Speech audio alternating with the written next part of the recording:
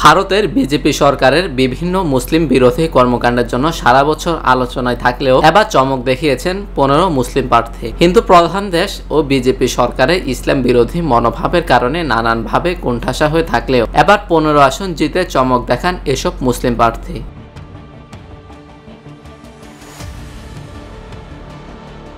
এবার ভারতের লোকসভা নির্বাচনে বিভিন্ন দলের 78 মুসলিম প্রার্থী অংশ নিয়েছিলেন।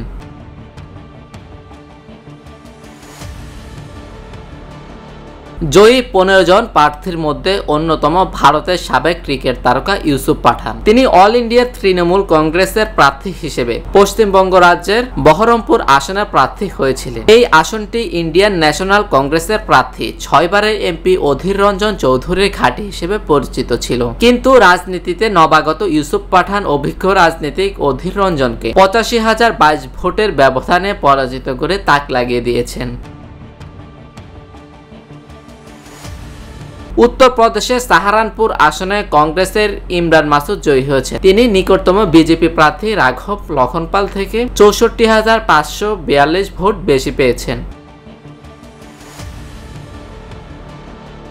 উত্তরপ্রদেশের কাইরানা আসন থেকে জয়ী হয়েছেন সমাজবাদী পার্টির 29 বছর বয়সী নারী প্রার্থী ইকরা চৌধুরী। তিনি ভারতীয় জনতা দলের বিজেপি প্রার্থী প্রদীপ কুমারকে 69,116 ভোটের ব্যবধানে পরাজিত করেছেন।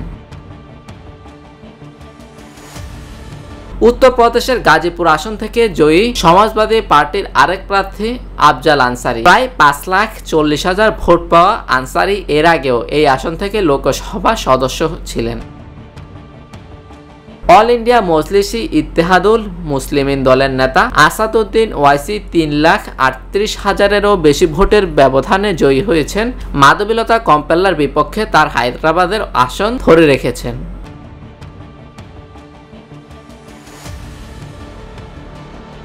কেন্দ্রশাসিত লাদাখে জয় পেয়েছেন স্বতন্ত্র প্রার্থী মোহাম্মদ হানিফা জান। কেন্দ্রশাসিত জম্মু ও কাশ্মীরের বারামুল্লাহ আসনে জয়ী হয়েছেন আরেক স্বতন্ত্র প্রার্থী আব্দুল রশিদ শেখ।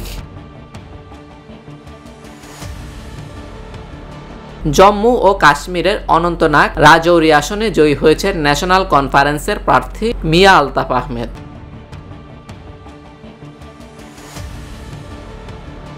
এর পাশাপাশি উত্তরপ্রদেশের রামপুর আসন থেকে জয়ী হয়েছেন সমাজবাদী পার্টির প্রার্থী মহিবুল্লাহ। উত্তরপ্রদেশের সম্বল থেকে জয় পেয়েছেন সমাজবাদী পার্টির আরেক প্রার্থী Ziaur Rahman. News desk, TBC news.